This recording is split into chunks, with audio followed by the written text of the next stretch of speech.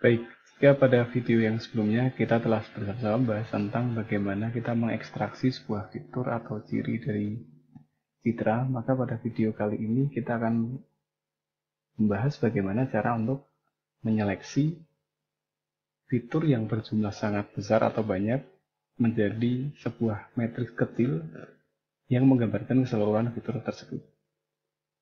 Ya, bagi Anda yang belum mempelajari tentang ekstraksi fitur, disarankan untuk mempelajarinya terlebih dahulu.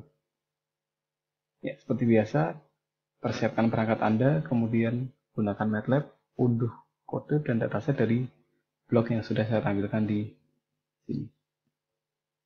Nah, pada fokus kita kali ini, kita akan mengambil salah satu algoritma yang banyak digunakan untuk menyederhanakan sebuah matriks fitur, yaitu PCA atau Principal Component Analysis. Nah, PCA ini dibentuk dari perhitungan covariant matrix, kemudian mencari nilai eigen dan vektor eigen, kemudian kita akan mendapatkan principal axis, dan setelah dikalikan dengan data akan menjadi sebuah principal komponen. Baik, untuk menyingkat waktu, kita langsung ke konsep dasar PCA. Kira-kira jika sebuah kalimat digunakan untuk menggambarkan PCA adalah seperti ini.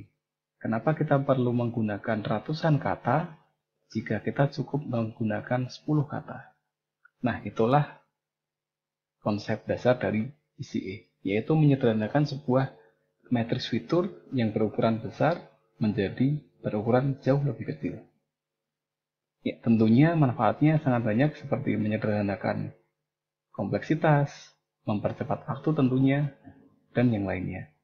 Baik, untuk mempermudah kita dalam memahami cara kerja PCA, sebelum kita implementasikan ke citra digital, kita akan buat contoh dalam data berupa tinggi badan atau height dan juga berat badan atau weight.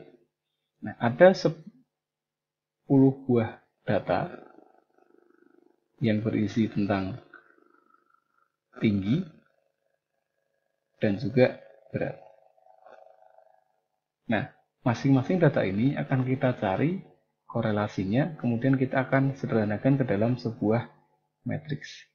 Karena kita memiliki dua variabel, yaitu berat dan tinggi badan, maka nanti PCA akan menghasilkan sebuah matriks yang juga berukuran 2x2.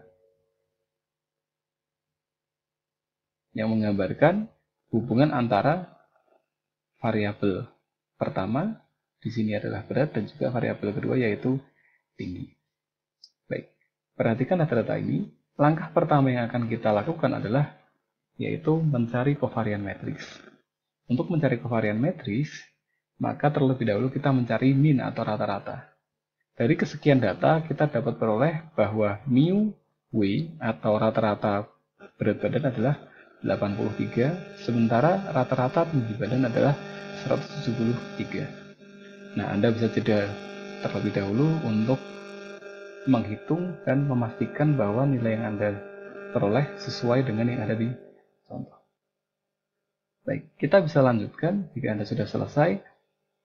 Lalu untuk langkah berikutnya, yaitu kita kurangkan setiap data dengan nilai rata-ratanya. Sebelumnya kita sudah dapatkan rata-rata tinggi badan adalah 83, maka semua data yang berisi tinggi badan dari setiap data kita kurangkan dengan 83. Sehingga kita peroleh data pertama adalah 91 dikurangi dengan 83, kita peroleh 8. Kemudian yang kedua adalah 75, kita kurangi 83, kita peroleh negatif 8. Dan seterusnya sampai data yang terakhir. 95 dikurangi 83 adalah 12. Nah, lakukan hal yang sama untuk variabel tinggi badan. Dikurangkan dengan rata-rata tinggi badan yaitu 173 sehingga diperoleh data pertama yaitu 13 hingga data terakhir yaitu negatif 21. Baik. Lalu setelah mendapatkan rata-rata, selisih terhadap rata-rata, maka kita akan menghitung varians dan covariance. Mungkin Anda masih ingat apa itu varians, standar deviasi, dan juga covariance. Kita akan ulang sedikit bahwa varians itu kita akan tuliskan dalam notasi sigma kuadrat. Kemudian di sini kita berikan notasi W yang menandakan bahwa varians dari W. Nah, cukup sederhana, yaitu kita hanya tinggal mengkuadratkan setiap nilai data. Perhatikan 8 kuadrat. Negatif 8 kuadrat. 11 kuadrat. Dan yang terakhir 12 kuadrat. Kemudian jumlah seluruhnya akan kita bagi dengan jumlah data atau n-1. Karena di sini kita menggunakan sampel 10 data, maka kita peroleh 10 kurangi 1. Sehingga diperoleh nilai varians dari W adalah 216. Perhatikan untuk penulisan notasi, karena berikutnya Anda akan lebih mudah memahami apa itu varians dan covariance. Ya, varians tentunya selisih rata-rata selisih kuadrat dari variabel tersebut. Di sini adalah W. Sehingga dituliskan dalam notasi seperti ini, kuadrat W. Nah, lakukan hal yang sama untuk variabel H atau tinggi badan. Di sini kita bisa peroleh notasi yaitu sigma kuadrat H. Ya, artinya adalah rata-rata selisih kuadrat dari variabel H. Baik, singkat kita peroleh nilai adalah 90 untuk varians dari H. Nah, lalu bagaimana dengan covariance? Ya, Anda boleh jeda dulu untuk mempraktekannya. Jika sudah, Anda bisa lanjutkan ke materi berikutnya, yaitu covariance. Nah, covariance kita tuliskan dalam notasi yaitu sigma WH atau sama dengan sigma HW. Ya, artinya bagaimana hubungan antara W dan H. Jika pada nilai varians, maka kita kalikan H dengan H, W dengan W, atau di sini kita peroleh H kuadrat dan juga W kuadrat, maka di covariance sesuai dengan penulisan notasinya H, W, maka kita akan kalikan nilai data yang sudah dikurangi rata-ratanya dari W, kemudian dikalikan dengan nilai H yang sudah dikurangi dengan rata-ratanya juga. Sehingga kita bisa peroleh 8 kali 13, kemudian negatif 8 kali 1, dan yang terakhir 12 dikalikan negatif 21.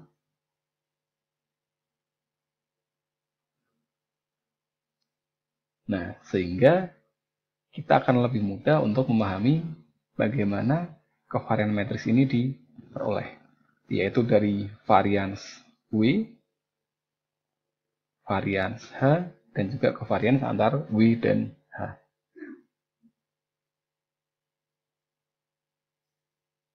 Baik. Nah, setelah kita peroleh nilai-nilai tersebut, maka kita akan susun dalam bentuk matriks seperti ini. Yang pertama adalah kita akan buat baris dan kolom dengan indeks berat dan tinggi badan. Begitu pula di sini W dan H. Nah, pada matriks dengan indeks kolom W dan W, maka kita akan isikan dengan varians dari W atau sigma W kuadrat. Begitu pula untuk H. W dan H. Kemudian untuk dua elemen yang lain kita isikan dengan sigma WH, di sini sigma HW. Kita ketahui sebelumnya nilai mereka berdua adalah sama. Maka kita peroleh nilai dari covariance matrix seperti ini.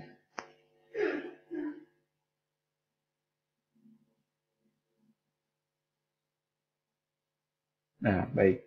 Selanjutnya, covariance matrix ini akan kita gunakan untuk mencari nilai eigen, dan juga vektor eigen.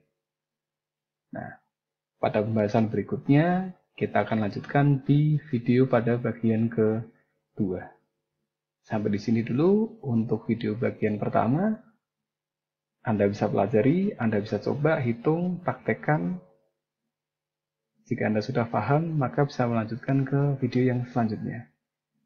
Sekian dan terima kasih.